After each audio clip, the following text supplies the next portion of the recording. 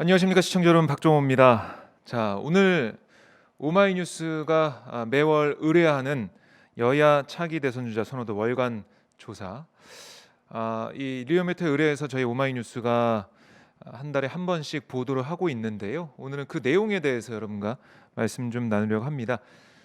오늘 결과, 이제 그래프로 제가 보여드릴 텐데요.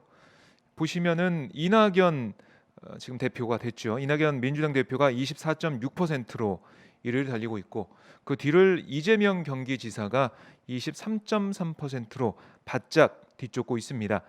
1.3%포인트 차이로 많이 붙었고요. 그리고 그 뒤로 윤석열 검찰총장이 11.1%, 1, 2위와 격차가 많이 벌어져 있습니다. 그 뒤를 안철수 국민의당 대표가 쫓고 있는데 5.9%입니다.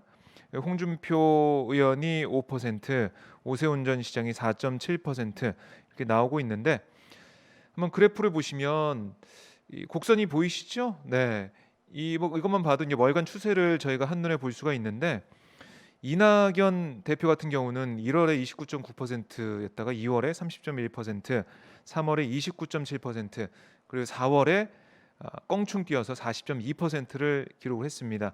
하지만 그 뒤로 4개월 연속 하락을 하고 있는데요. 5월이 34.3%, 6월이 30.8%, 7월이 25.6%, 그리고 이번 달 그러니까 8월 조사가 24.6%로 계속 하락세를 보이고 있습니다. 반면 이재명 경기지사 같은 경우는 1월에 많이 낮아 있던 5.6%였던 지지율이 2월에 13%로 뛰었고요. 그리고 13.6%, 14.4%, 14.2%, 15.6%, 그리고 7월에 이때 좀 뛰었습니다. 19.6%로 한 4% 포인트 올라갔고요. 그리고 8월에도 이 상승세를 이어가면서 23.3%까지 올라 있습니다. 윤석열 총장은 10.1%로 6월에 등장을 했다가요, 7월에 13.8%, 그리고 8월에 11.1%로 좀 내려왔습니다. 안철수 대표는 6월에 3.9%였다가 7월에 4.9%로 올랐고요.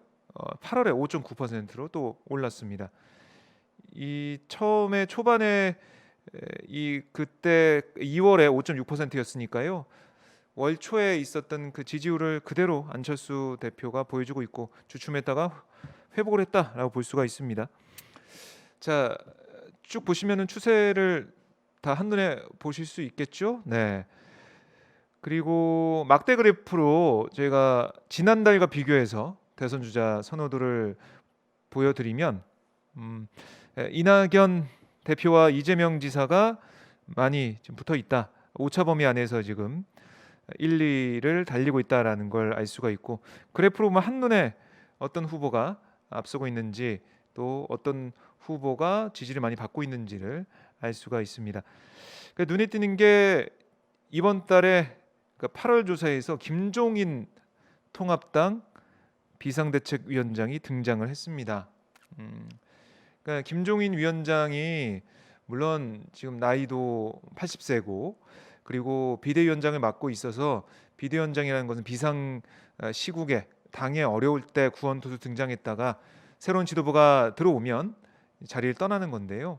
그러니까 내년 4월 재보선까지 김종인 위원장의 임기다라고 얘기는 하고 있습니다.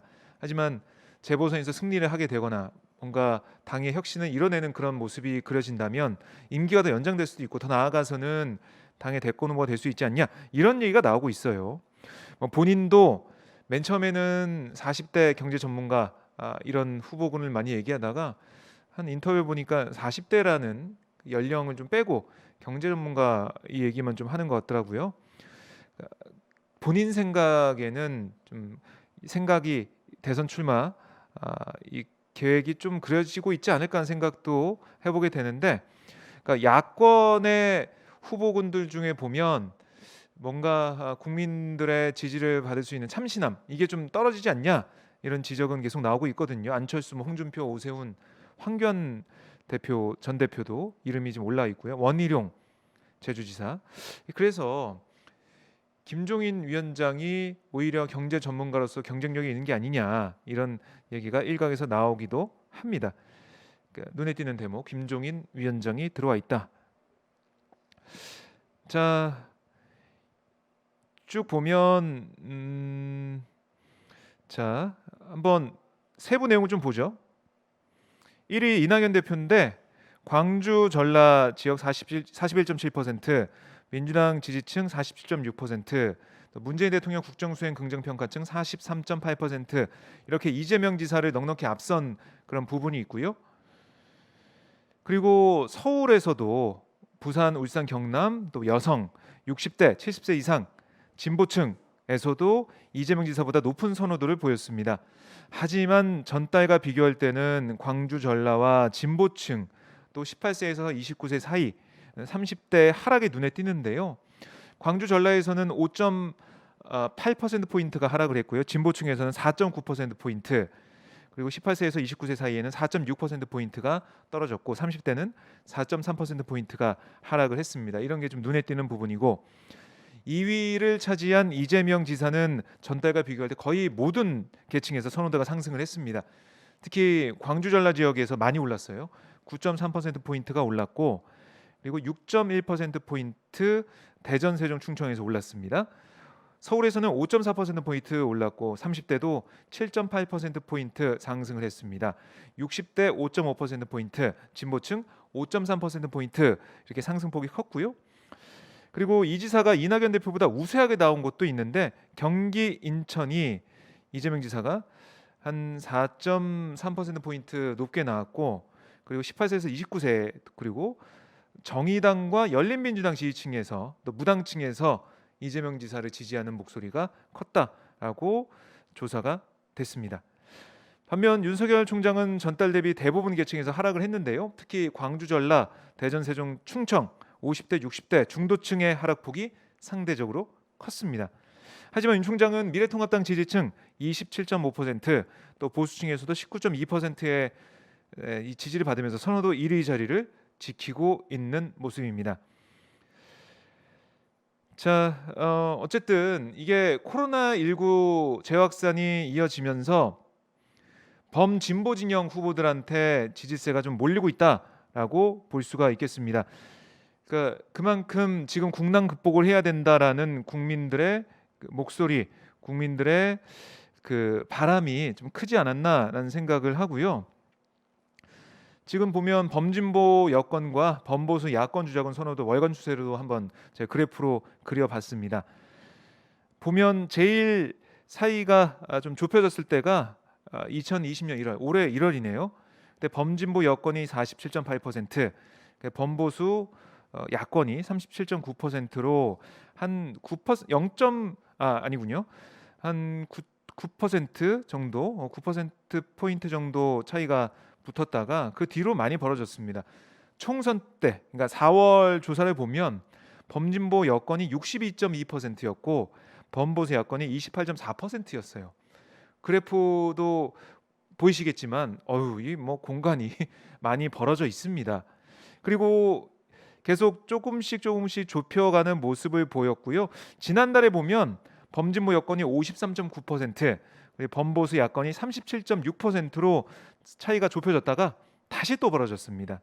그러니까 이게 저는 이번 코로나19 확산, 재확산에 있어서 통합당의 책임을 국민들이 묻고 있다라고 저는 그렇게 판단할 수도 있다고 봐요. 왜냐하면 정광훈 목사와 선긋기를 하려고 했고 또 광화문 집회와 통합당은 상관이 없다라고 했는데, 얘기 나오는 거 들어보면 정광훈 목사는 선을 그으려고 했지만 광화문 집회 나왔던 사람들의 그 메시지는 새겨 들어야 된다라고, 그러니까 뭔가 분리해서 대응하는 모습을 보였는데요. 국민들이 볼 때는 다 이제 같은, 그러니까 정부를 비판하면서 야당을 응원하는, 그러니까 야당과 한 목소리를 내는 사람들이다, 이렇게 규정을 한 것 같아요. 여론조사를 쭉 나온 걸 보면요, 다른 여론조사를 봐도 추세가 지금 뒤집혔습니다. 민주당이 상승세고요, 통합당이 하락세, 역전까지 했던 그런 상황이 바뀌어 있잖아요. 그러니까 통합당의 전략이 좀 실패하고 있다. 통합당이 정말로 이 상황을 극복하고 잘 대처하려고 했다면 이 사건 초기에, 이 사태 초기에 당원들 중에 그 광화문 집회 간 사람들은 다 검사를 받으십시오. 아니면은 방역당국에 우리 당원들이 이런 사람들이 있는데 혹시 갔는지 보고 간 사람이 있다면 우리가 당원들에게 얘기를 하겠다. 아니면은 그 명단을 협조를 받든지 비교를 하는 그런 절차를 뭐 비공식적으로 아니면 개인 정보가 드러나지 않도록 가진 다음에 당원들에게 또 당협위원장들에게 경고나 아니면 검사를 좀 받아라라는 권고 정도는 할 수 있잖아요. 민주당에서 민주노총을 향해서 다 검사 받으라라고 했던 것과 통합당의 대응은 너무 차이가 난다는 거죠.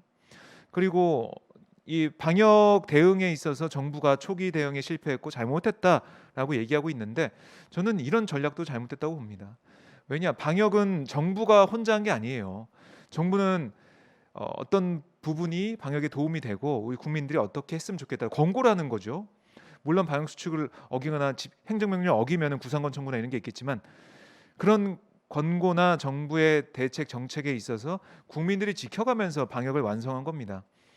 그러니까 방역 실패라고 한 것은 국민들에게 탓을 하는 거예요. 방역 실패했다고.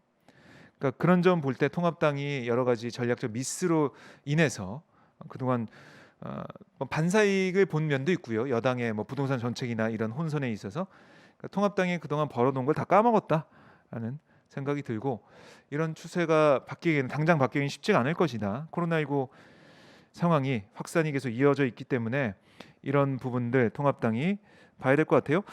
뭐 이름을 국민의 힘으로 바꾼다고 하는데 아마 그래도 되겠죠. 페이스북을 보니까 국민의 힘으로 영문 주소도 바꿔놓고 다 했더라고요. 기정사실 하고 있는데요. 국민의 힘, 여러분들 어떻게 생각하십니까? 국민의 힘. 국민의 힘에 대한 여러 가지 뭐 지적도 나오고 있고 그 이름은 좀 변형해서 부르시는 분도 있긴 한데요. 저는 만약에 안철수 국민의당 대표가 이 당명을 듣고 기분 나빠. 우리가 왜 비슷한 이름으로 통합당이 비슷한 이름으로 불리는 걸 봐야 돼? 라면서 기분 나빠하면 선관위에 뭐 신고를 하든 뭐 유권 해석을 달라고 하든 뭔가 조치를 해야 된다고 봐요. 뭐 강하게 반발하든. 그런데 뭐 논평을 나온 거 보면은 어떻게 하는지 내용을 뭐 보겠다 뭐 이런 식의 논평이 나오는 것 같더라고요. 뭐 다르다. 안철수 대표는 국민의당과 국민의힘은 다르다고 하면서 뭐 그 이상의 조치는 안 하고 있고요. 저는 이런 것 같아요. 두 당이 이제 합치려고 해요. 합치려고 하는데 국민의당과 국민의힘으로 당명 먼저 비슷하게 해놓고 근데 그동안 내왔던 문재인 정부를 향한 비판의 목소리도 비슷하거든요. 하나하나씩 맞춰가는 거죠. 맞춰가다가 어차피 이제 합치는데 당명을 또 바꾸긴 그렇잖아요. 국민의당 합치면서 또 국민의힘으로 어떤 국민의힘이 아니라 다른 당명을 해놨는데 한국의 당이라든가 근데 국민의당으로 합치면서 이게 흡수 통합이 안 되는 것처럼 하면 당명도 새로 만들어야 된단 말이죠. 그렇다면 그때 또 바꾸느니 지금 국민의힘으로 다 이제 비슷하게 해놓고 뭐 국민의힘으로 통합하게 되면 국민의당과 이름도 비슷하기 때문에 별 반발도 없고 이런 판단까지 한 게 아닌가. 그러니까 김수민 전 의원이 홍보본부장이에요. 국민의당 출신이죠. 그래서 그런 모든 사전 작업들이 있었던 게 아니냐라는 생각을 뭐 개인적으로 뭐 추측을 해봤습니다. 자, 어떤 당명으로 정해야 될지는 봐야겠지만 국민의 힘이 될 가능성이 뭐 위하다라는 후보군도 있었다고 하는데 위하다 하는 건 좀 파격적이긴 하네요. 그 세 개 중에 김종인 위원장도 국민의힘이 제일 좋았다라는 거 아니겠습니까? 무난하다라는 평가 아니겠습니까? 근데 정청래 민주당 의원이 2003년도에 공동 대표를 맡았던 그 단체, 그 단체 이름은 또 국민의힘이었죠. 이거는 정청래 의원이 좀 많이 기분 나빠하고 있던데 그 자신의 페이스북에 그 포스터도 올렸죠. 그러면서 원 저작자임을 계속 강조를 하고 있는 상황이고요. 그리고 뭐 지난 2012년이죠. 그때 국민의힘, 그러니까 한 글자 띈 국민의힘이라는 당명도 나왔긴 했습니다. 뭐 그런 걸 볼 때 참 우여곡절 또 당내 반발 이런 것도 있긴 한데요. 통합당에서 이런 것들을 다 당내 반발도 물리쳐내고 국민의힘을 계속 고수할지 지켜보도록 하겠습니다. 자, 그러면 이렇게 저희가 여론조사 정리를 좀 해봤는데요. 개요로 또 말씀드려야죠. 이번 조사는 리얼미터에 오마이뉴스가 리얼미터에 의뢰를 해서 조사를 했고요. 8월 24일부터 8월 28일까지 닷새간 전국 만 18세 이상 성인 남녀 2,544명, 응답률 5.1%입니다. 49,831명을 접촉을 했고요. 이런 결과가 나온 거고, 기간은 보시면 아시겠지만은 전당대회 결과 나오기 전입니다. 그걸 좀 감안해서 봐야 될 것 같고요. 무선 10%, 전화 면접 및 무선 70%, 유선 20%, 자동응답 혼용 방식으로 실시를 했습니다. 표집틀과 표집 방법은 무선 전화 80%, 유선 전화 20% 병행, 무작위 생성, 표집틀을 통한 임의 전화 걸기 방법을 사용했고요. 통계 보정은 2020년 4월 말 행정안전부 주민등록 인구 통계 기준 성, 연령, 권역별 가중치 부여 방식으로 이루어졌습니다.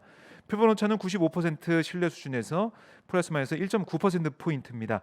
자세한 조사 결과는 저희 오마이뉴스 홈페이지 기사 보시면 오른쪽에 자료 보기를 클릭하거나 리얼미터나 중앙선거 여론조사 심의위원회 홈페이지를 참조하시면 되겠습니다. 저희 오마이뉴스 리얼미터는 2018년 11월 이후 매월 마지막 주에 차기 대선자 선호도를 조사하고 있습니다. 매월 관심 가져주시고요. 다른 조사는 이재명 지사가 이낙연 후보를 대표를 앞선 결과도 있긴 합니다. 근데 리얼미터 조사를 쭉 저희가 추세를 보여드렸는데 1, 2위 차이가 지금 표본오차 이 수준에서 표본오차 그 플러스 마이너스 그 수준에서 왔다 갔다 하고 있다라고 보시면 되겠고요. 오차 안에 들어와 있으니까요. 거의 차이가 없다라고 볼 수 있는 그런 결과가 되겠습니다. 다음 달 조사도 기대해 주시고요. 저희는 또 여론조사나 이런 여론의 향배에 대해서 관심을 갖고 여러분께 이렇게 다른 꼭지로 계속해서 제가 전해드리도록 하겠습니다. 자, 이어서 지금 국회 예결위가 진행되고 있습니다. 아마 또 정부와 야당의 불꽃 튀기는 공방이 예상되는데요. 이 현장 보시고요. 11시에 이상민 민주당 의원과 함께 이번에 새로운 지도부에 거는 기대, 또 검찰개혁 어떻게 될 것인지 알아보도록 하겠습니다. 자, 화면을 국회로 넘기겠습니다.